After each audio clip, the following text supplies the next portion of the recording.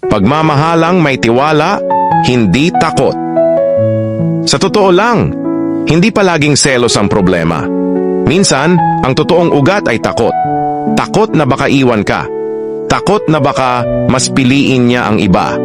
Takot na baka hindi ikaw ang sapat. Kaya kahit ayaw mo, napapasilosa ka, napapacheck ka ng social media niya gabi-gabi, nahihirapan kang payagan siyang makasama ang mga tropa niya, at sa bawat araw, parang giyera sa isip mo kung mawawala ba siya sa'yo o hindi. Pero sa ganitong klase ng takot, walang nabubuong relasyon na buo at matatag. Ang ending, kayo mismo ang sumisira sa isa't isa.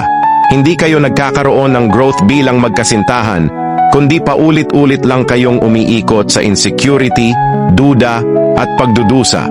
Ang tunay na pagmamahal, hindi sakal.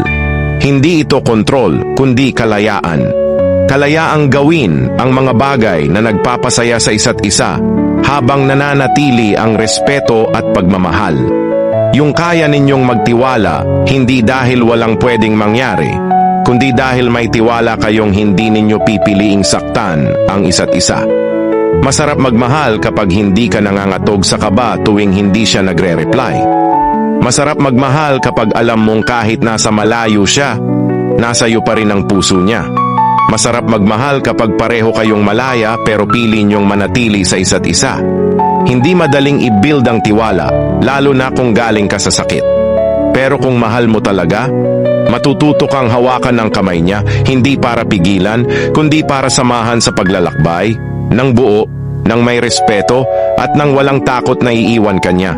Kasi ang tunay na mature na pagmamahal, hindi kailanman madalas ang tanong na, saan ka? Kundi ang katiyakang, babalik ka